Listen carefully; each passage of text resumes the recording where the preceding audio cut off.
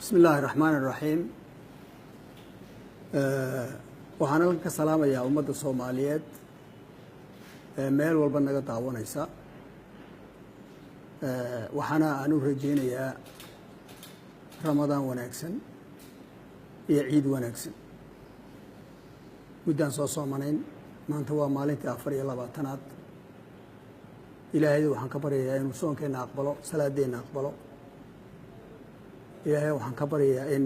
dhibaatooyinka Soomaalida haysta Ilaahay soo afjaro dembigeena iyo kii waalidiinteena Ilaahay dhaafo ayaan Ilaahay ka baryayaa ciid wanaagsan maanta bishu waa 9 waa way bishii 6aad waxay ahayd inaan idinku soo noqdo bisha kowdeedii ama tii hore 31keedii sidaad nooga barateen oo aan idinka warrano wixii noo qabsoomay dhinaca maaliyadda iyo maamulka iyo maareynta maaliyadda bisha 31 ahayd ee bishii 5aad ahayd waxaan ka cudur daaranayaa in waqtigu dib nooga yar dhacay duruufo jiray awgeed iyo shaqada nagu badnay waa idinka raali gelinaya waxa kale oo intaan warkayga bilaabin aan doonayaa in aan xuso anigoo ka tiiraayaysan dhibaatooyinka Soomaalida ku dhacay ee fatahaadaha iyo dhibaatooyinka gaaray wabiyada ku soo fatahay iyo duufaanada ka dhacay gobolada waqooyi qaar ka mid ah aad iyo aad baan uga tiiraanyaysanahay ugana xumahay waxaan Ilaahay ka rajeynayaa in Ilaahay wax wanaagsan inoogu bedelo waxa kale oo aan sheegayaa ummadda Soomaaliyeed meel walba joogta inay dadka Soomaaliyeed dhibaatoobay soo caawiyaan anaguna yaraysan mayno adduunyadana waanu sheegnay waana ku tala jiraa in dibadda wax ka yimaadaan haddii la yiraahdo aad baan uga xunahay dhibaatooyin waaweyn ayaa ina gaaray waxaan ka warramayaa markaa bishiina dhaaftay bishii 5aad ahayd wixii qabsoomay waxaad ogtiin waxa weeye in aan cilaaqaad la leenahay oo aan ahdi kala seexanay adduunyada oo laba arrimood ah mid waxa weeye inay naga caawiyaan maamul wanaagga maaliyadeed siyaalo kale inay noo caawiyaan iyo dib u dhiska dalka naga caawiyaan inaguna aan waxyaalo loo baahan yahay qabanno marka labadeena madowga mas'uuliyaddaas inay saaran tahay oo aan kala seexnay baa idinka dhaadhacsan aad ogtihiin bil walbana ay tahay halkaan taa marayno inaan idinka warramo arrinta lagu magacaabo afka Ingiriisiga SMP ee ay IMF ku leedahay ama hay'adda adduunka ee lacagtu waxa weeyaan hay'adda waa banka central bank ee wadannadu leeyihiin adduunyada dhan wadanadeed way istaan dhowr jeer sheegay waxa iyagu yiraahdaan baana dadku dhageystaan waxa iyagu yiraahdaan ayay dadku dhageystaan waxa yiraahdaan iyo reportka qoraan baa la qiimeeyaa sidaa daraadeed marka aad doonayso dalku inuu soo noolaado dib u soo baxo waa inaad iyagu aad ka dhaadhicisaa waxa doonaysa inaad qabato waa inaad wixii loo baahnaa qabataa hadaad qaban weydo waa laga goosanaya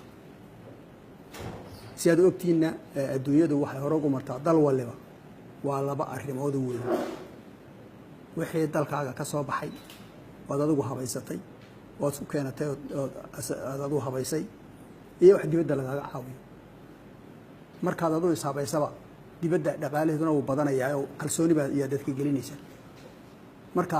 arrinta horta annaga arrinta jidka aan ku taaganahay waxa weeyaan jidka ugu manaafacaadka badan ahmiyadda weyn aan saarayna weeyaan annagoo madaxnoo yihiin madaxweynaha iyo ra'iisul wasaaruhu waxaad ogeydeen SMP arrinta la yiraahdo tii labaad inaan soo dhammaystiray ayaan idinka warramay maalintii hore dhammaystirkeedii gunaanadkeedii bisha May 7 ilaa 15 ayaa Nairobi joognay 8 maalmood baan halka joognay anagoo wasaaradda inteeda badan dadka qaybaha ka madaxda iyo dadka SMP-da lafteeda ka madaxa iyo kuwa budget-ka ka madaxa iyo kuwa accounts ka madaxa ay intaasba nala joogaan ayaguna ay ka yimaadeen Washington DC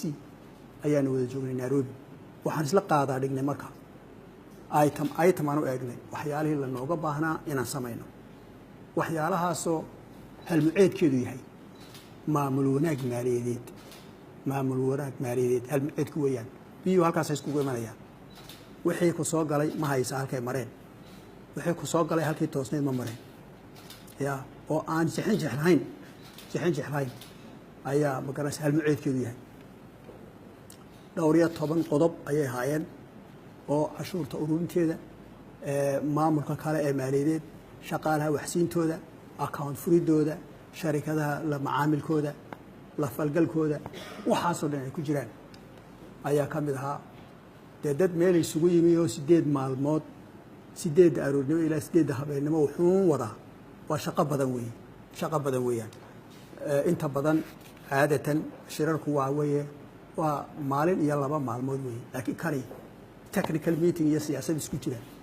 ayuu ahaayo 8 maalmood buu qaatay 8 maalmood markaan dhamaynay 2 arrimood baa noo suura galay marka labada noo suura galay waxa weeye SMP2 wixii loo jiray laba inaan soo gunaanadno soo gabagabayno warqadina ka soo baxda oranaysa Soomaalidu way ka soo baxeen ya gabagabay taas ku dhamaatay waxa kale oo taa ku xigo 4 maalmood ee dambe ahaa SMBdii saddexaad wadadii dariiqii saddexaad oo aan filayno inuu yahay kii ugu dambeeyay oo dariiq dambe aan jiray macnaheedu yahay markaan taa dhamayno haddaan ku guuleysano inaan demeeshaan doonina gaadhno adduunka ka mid noqono ayaa filayna dadaal fara badan loo baahan la fulfagarayo ayaa maalin walba waxaan ka wada hadlaynay wixii ka mid noqon lahaa shuruudaha arrimahaas oo kale wixii ka mid noqon lahaa waxa la doonayay inaan qabanno in dalkan u qabanno iyo habka la doonayay inaan u qabanno iyo haddii wax naga dhiman yihiin sidii la nooga caawin lahaa waxaa naga dhiman ayaan ka wada hadlaynay wixii aan isnidhi waa qaban karaysaan ilaan dadkan ka mid nahay waa soo aqbalay ayagana way nagu raaceen tii koowaad labaad markaan dhammaynay ee dariiqii kale ku dhacnay ee la isla gartay sidii markii hore aan idiin sheegay waxaa la yidhahdaba Soomaalida ha laga dabciyo ha laga qaleeyo ha laga dabciyo inta ay wadaan tan waa in lacaga loo soo furfuro waxaan idinka dhaadhicinayaa waxa weeye deymaha laynagu leeyahay daraaddeed iyo maamulkeena lacageed iyo maamulkeena kale halka uu marayo aad u hooseysa waxyaalo badan ba inagaga maqan waxay nagaga maqan lacaga fara badan oo adduunyadu ururisay oo dalalka sidaas oo kale la siiyo yaa naga maqan sida kaliya taa ku gaari karnaa waxa weeye inagoo wadada ku dhacna ya oo sida adduunku isku maamulaan ayaa magaranaysa ayaa naga dhiman marka waxa la yidhi waxa la soo siiyey 19 shuruudood ayaa la soo siiyey 19 hadda dhamaysana waxa dhacaya ayaan idin sheegaya laakiin waxa taa ka horeysa 9 waan aqbalay item baan isku xabad baan isku taagnay ya waan qaadaa dhignay waan isla fahamnay annaga dhinacayaga iyaga dhinacoodii wax baan isla garanay laakiin shaqada qabashadeedu waxay u baahan yihiin taageero tii hore ka xoog badan u baahan yihiin waxa kale u baahan yihiin lacagaha hadhow la nasiin doono ee lacagaha deeqda in la noo sii furfuro ayay u baahan yihiin maalinta horena waan idin magacaabay maanta waxaa idiin sheegayaa waxyaalaha la furfuray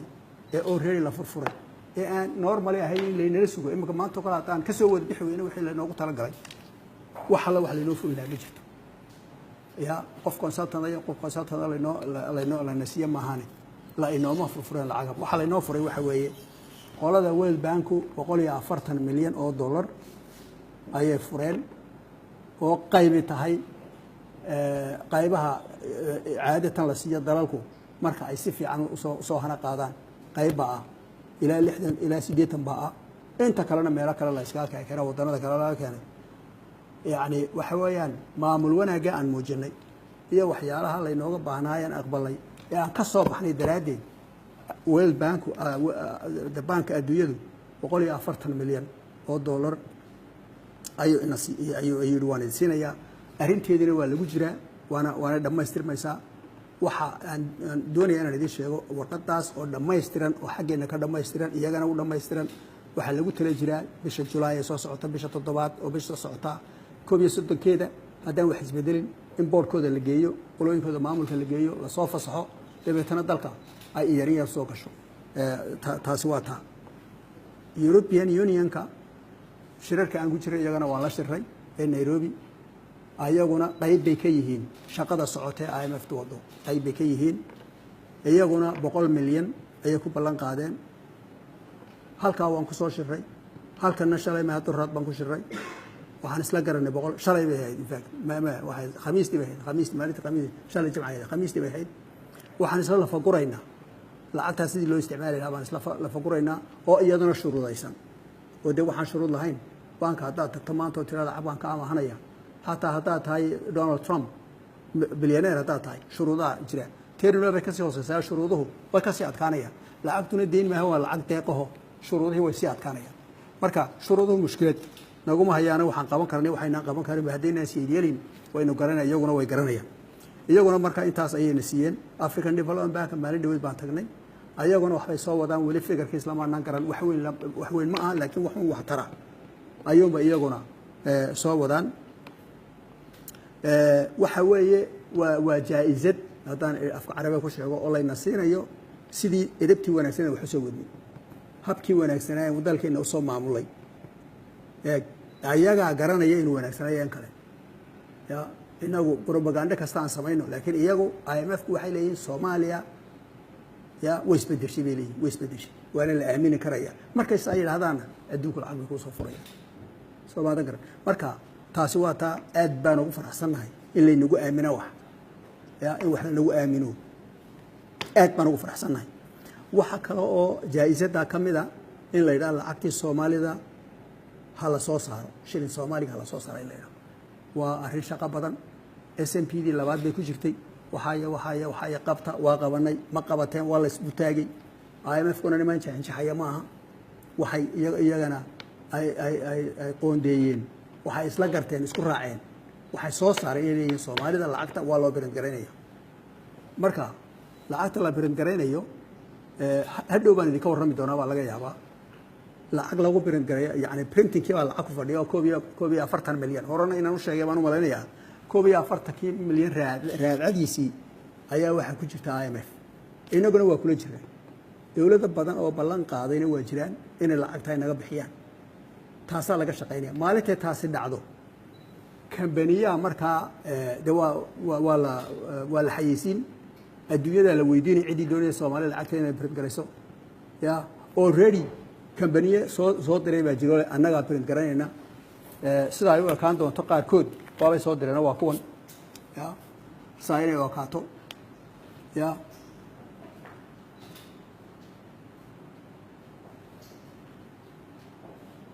magarad saasay wakaan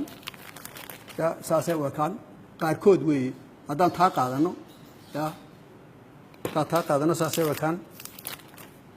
taa qaadano saasay wakaan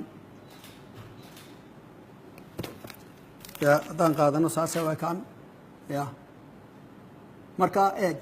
waxyaalaha waxa weeyaan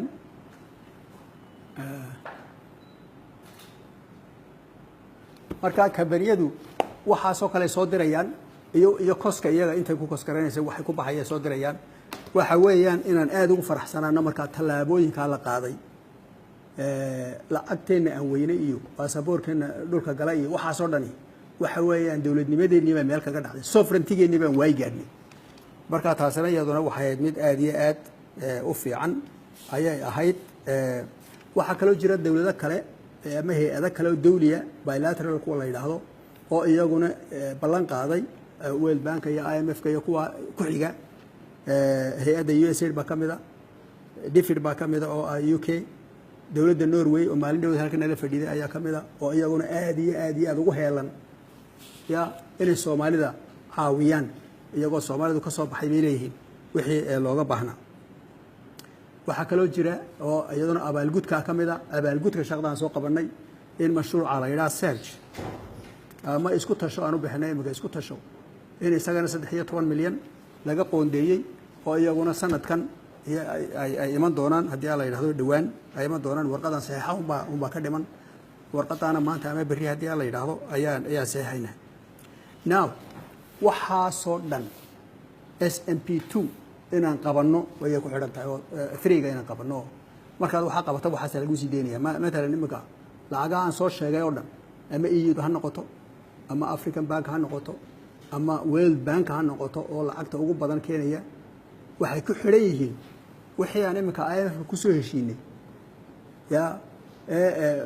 la doonay inaan qabanno sidaan u qabanno ay ku xidhan yihiin haddaan ka dhacno qaban weyn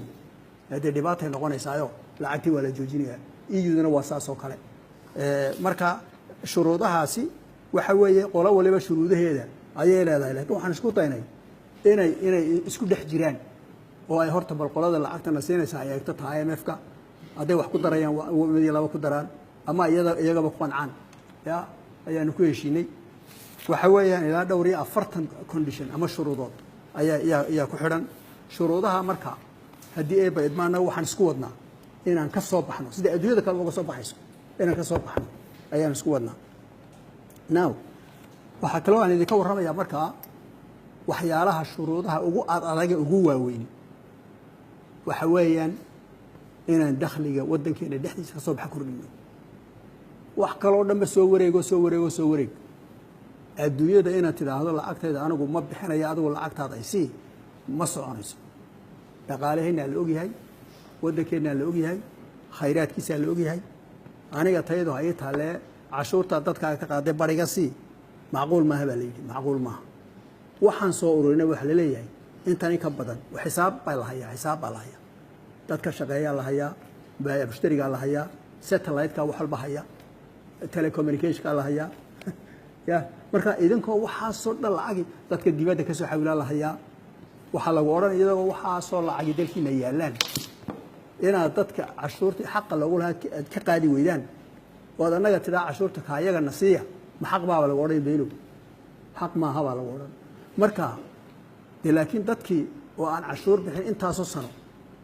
oo waqti u baahan in waqti la siiyo oo dadka la fahamsiiyo oo anaga laftayada ay nagu kalsoonaan dadka iyaga nagu kalsoonaadaan oo aanay u malaynayaan lacagta iska qaadanayno ya inaan iyaga iska iibina waqti qaadanaysa baan ku nidhi inaan iyaga iska iibino oo ayna fahmaan oo na darsaan oo nagu kalsoonaadaan oo na aaminaan ayaa iyada lafteeda waqti qaadanaysa ayaan ku nidhi waan isla qaadaa dhignay meel baan isla gaadhnay marka way nala garteen laakiin waa inaan step by step ya talaabo inaan wax qaadno weeyaan ayaan isla garanay now waxyaalaha loo baahan yahay inaan samayno ilaaha foodayna ku soo haya imikana aan bilownay wax walba waxa la oranayaa talaabada qaad waqtigaas aad qaadaysa waqtigii baa la isla qaadaa dhig ma qaaban karnaa gooniga la isku la bixi wala isku soo noqon waqti jidaysan baa la sameeyay maalinta dheedkaasi yimaada haddaad qaban weydo ma aha sidii imtixaanadii marka laga qaaday A iyo B iyo C iyo waxaylaysa maaha ama waa zero ama waa full weeyaan ya ama waad qabatay ma maad qaban weey haddaad qaban weydo waad ka dhacday weeyaan ya ilaa wixii la isku ogaabaad qaban weyday anaga waa ku caawinayna way laakiin waxa qaban karaysaa qabo hiblaya qabato idigu maxay u qaban lahayd de waa serious badan ahayn wala saasalani marka waxyaalaha loo baahan yahay la qabto waxa weeye one lacagaha dawladdu leedahay Soomaaliyeed horta waxa la wixii khadamaada ee dawladdu bixiso lacagta laga soo ururiyo dawladda Soomaaliyeed baa leh dalka Soomaaliyeed baa leh waa inay meel ku soo dhacaan meel la isla wada ogyahay waa inay ku soo dhacaan hadhowna budgetka la mariya oo wax outside the budget aanu jirin marka waxay lagu leeyahay hay'adaha Soomaaliyeed ee lacagaha ururiya ee service-ka bixinaya dadka service-ka qaadanaya lacagta bixiyaan waa inay account-ka Central Bank ee wasaaradda maaliyadda ku soo dhaco oo la isla wada ogaado ayaa la leeyahay waa la isla qaadaa dhigay inta loogu sii dhaadhacay wasaaradda wali qaada ayaa jiray baa la yiri ayaa kamid ah wasaaradda kalluumaysiga iyo khayraadka badda wasaaradda warfaafinta wasaaradda hawlaha guud wasaaradda tacliinta wasaaradda arrimaha gudaha wasaaradda arrimaha dibadda wasaaradda amniga maxkamadaha wasaaradda shaqada iyo shaqaalaha intaasoo wasaaradood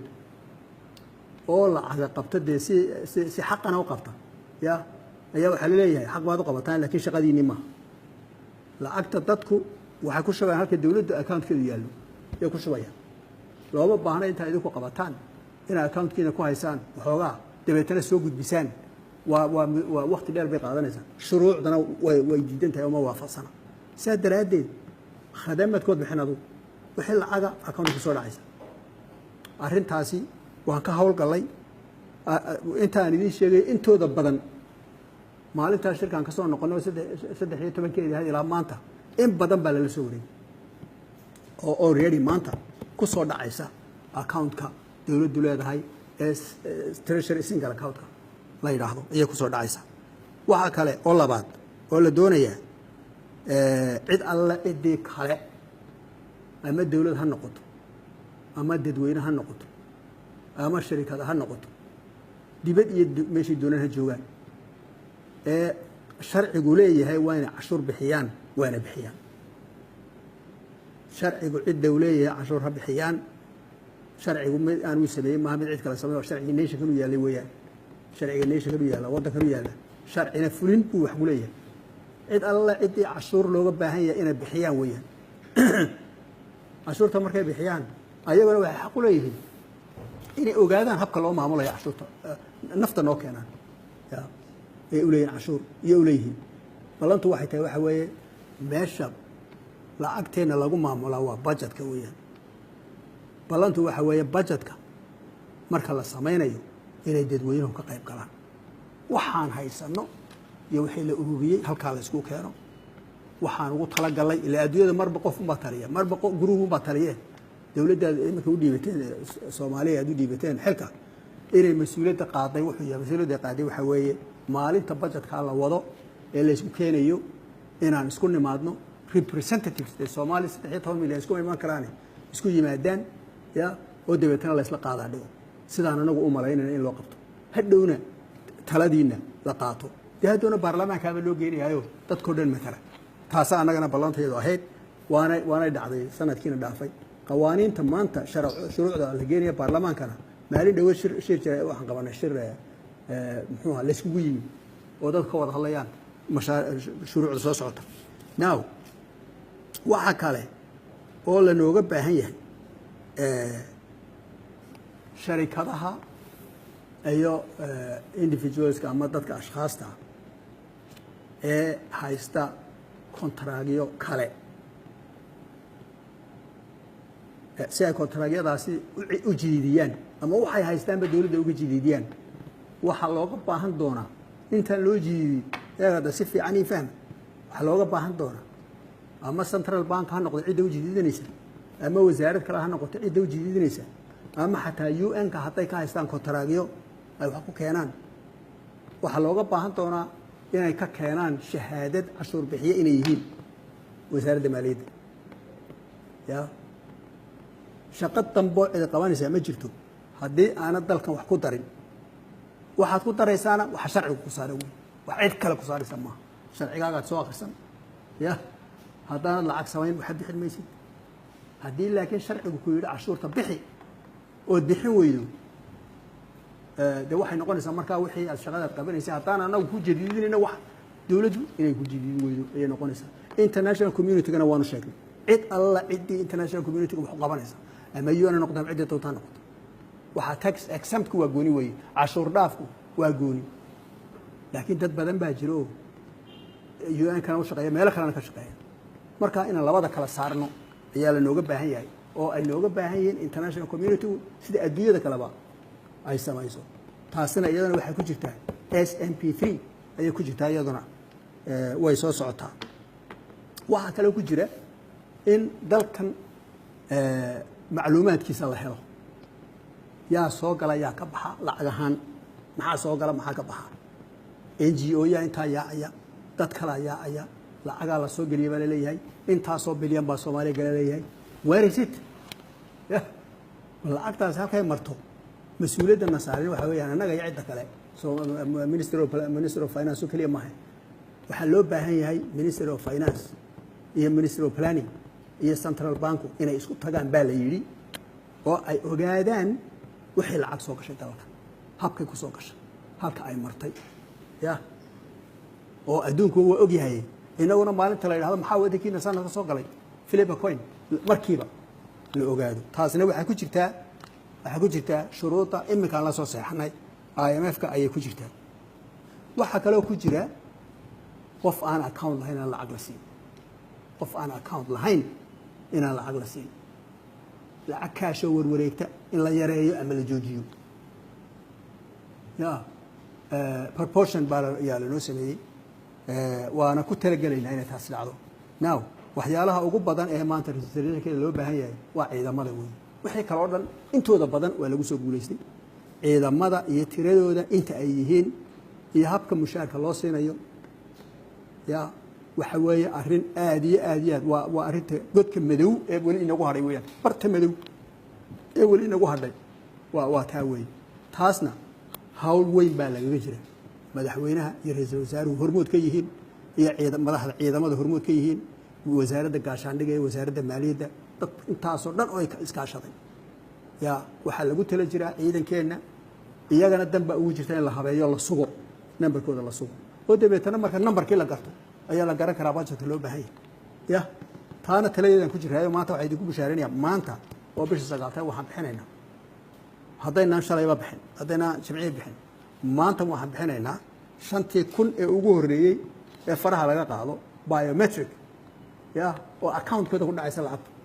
eol waxay lacagta waxa loo xawilayay wasaaradda loo xawilayay wasaaradda dabeetana dadka la doonaysa qaar account-yada qaadan kayn ma dhici doonto waxa weeye 5,000 ee ugu horreysay inta kalena waa ku xigaysaa qof walo ciidana iyo qof walo shaqaalaha iyo qof walo dawladda wax ka qaataan waa inay farihiisu meel yaalaan account-kiisa waa in lagu shubaa waxyaalo badan bay xalilaysaa taas ya waxyaalo badan bay xalilaysaa waxaa kaloo aan idiin sheegayaa oo iyadana ku jirta SNP-da annagana noo suuro gashay ambasiyada iyo ambaasadarada dibadda safaaradaha inoo furan ayaguna waxay bar madow marran misabeen waalkii islaantii ee bar madow ahayd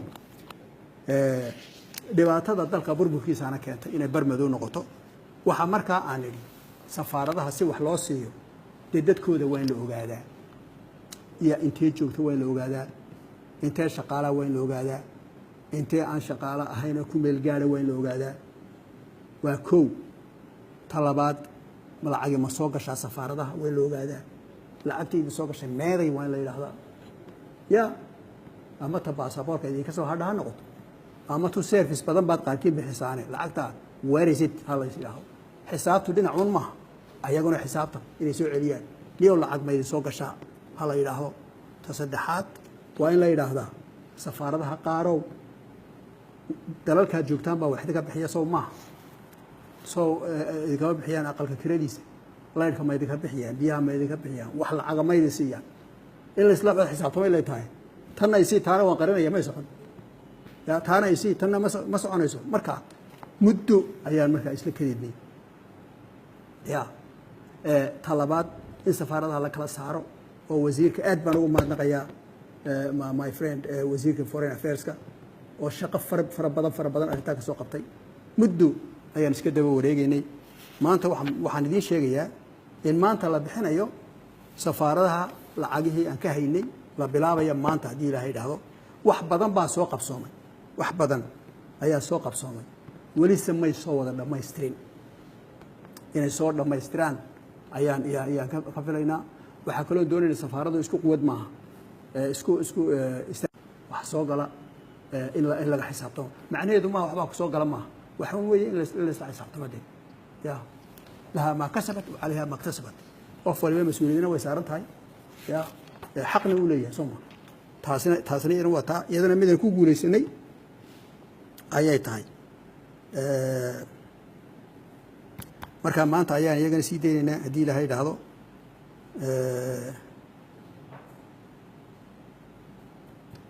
waa kaas now waxaa jirta deyman laynagu leeyahay oo muddaan ka hadalay deymanka laynagu leeyahay muddaan ka hadalnay deymanka laynagu leeyahay muddaan ka hadalnay adduunyadu nagu leedahay gudahana qaar baa laynaga leeyahay kuwa dibadda laynaga leeyahay muddaan ka hadalnay waa ilaa 6 bilyan oo dhow weeye waxaa la leeyahay waddankeennaas oo kale sayskiisu sidaa yahay khayraadkiisu sidaa yahay wax badan maaha laakiin naga aad bay noogu badan tahay lacagaan iska bixin karna maaha haddaan iska bixin karaynana kolley iyo kolleyba qawaaniin baa jirto dalku markuu ka dhaco sideenaas oo kale waa laga daayaa laakiin waa inay waddo soo maraan lagaga daayo waxaan markaa ku jirnaa maanta aan isku dayaynaa lacagaha intaasoo bilyana bal haddaynan isku dayno in xaqiijino waxay haayeen ma laynagu leeyahay horta lacagaan mise laynaguma laha marka dawladaha kol haddii inagu aan burburay oo waxa la wixii qoraay oo dhani aan duminay oo baabino irka u diray habaas noqdeen ya waan waraaq meel qoran oo taala jirin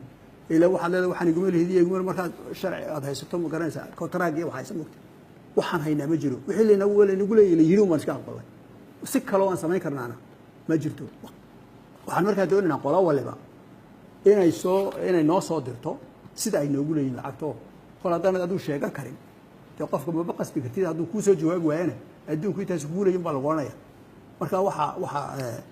naga fudeediyey arrinta kol haddii mar laynaga dhaafayo laakiin haddana inaan ogaano bal haddii sida laynagu leeyahay markaa shalay waraaqaan u qoray dawladaha qaar aan leenahay lacagihii noo soo sheega kontraga qaadaysaan keena waxaan doonaynaa inaan ku dacweyno hadday keeni waayeen inaynu taana laguma le wixii haddaan buruuf jirin baan leenahay ya haddaan warqadahay ilaa anagu waan baabano ma hayne laakiin adeerow waxaan seexanay dee keen haddaad keeni weydo waxaad leedahay maaha adduunkan ka dhaadhicina IMF-kana waanu sheegnay warqad baanu qoray Libiya warqad baanu qoray Algeria warqad baanu qoray nimanka la yidhaha Ciraaqiyiinta Sacuudi Arabia warqad baanu qoray banka Abu Dhabi ku yaala ee la yidhaha Arab Fund for Economic and Social Development isagana warqad baanu qoray Kuwait Fund-kana warqad baanu qoray toddobadaas warqad qoray shalay waxaan ka sugaynaa verification inay noo soo sheegaan bal hadda lacag ay nagu leeyihiin halka ay marayaan iyo waxay yihiin ya ayaan doonaynaa noo soo sheego waa dawladda hore dhawaan u qoray wali ku maqanina waa jiraan bal waxa soo lacaga waxaan ku falay ya kulli been naga dhaafo ayaan rabnaa now wasaaradda haddaan dib ugu soo noqdo waxa jira meelo la yidhi xoojiya oo dee wasaarad walba loo baahan yahay xoojiyaan ayaa halkan wasaaradda yaalla waan ka shaqaynaynaa waxaa ka mid ah waxaan furaynaa xafiiska LMTO-ga la yidhaahdo wuxuu ka shaqaynayaa cashuur bixiyayaasha waaweyn buu gaar u noqonayaa ya cashuur bixiyayaasha waaweyn ayuu gaar u noqonayaa kuwaasuu la shaqaynayaa kuwaasuu ka shaqaynayaa kuwaasay isbaranayaan xafiis dhan weeyaan oo intaasoo shaqaalaa leh qofkii madaxda ahaana rasho dhaweyd la qortay taasi waxay ku jirtaa conditionska loo baahan yahay adduunyada kale ayay ka jiraano dadku in cashuuru kale gooni noqdaan ayaa baahi weyn loo qabaa taasina iyadana dhammaad bay tahay conditionkaasi dhammaad uu yahay waxaa kaloo jira departmentkii muxuu hantida maguurtada ee dalkeena iyo waxa hantidii maguurtada ku miyan tahay asagana oo iska jiifay oo aan jiri beri hore hantidii dalkani lahaa ee dhul lahaa ee beera lahaa ee aqala dhisan lahaa ya ee dal iyo dibadba ku lahaa wasaaraddan ay ya departmentkaasi ahaa kaana isagana dib baan u dhisaynaa dib baan u habaynay madax baan u samaynay dib u habaynteedina way socotaa iyaduna inay dhammaato ayaan ku tala jiraa insha allah marka dambe ayaan idinka warrami doonaa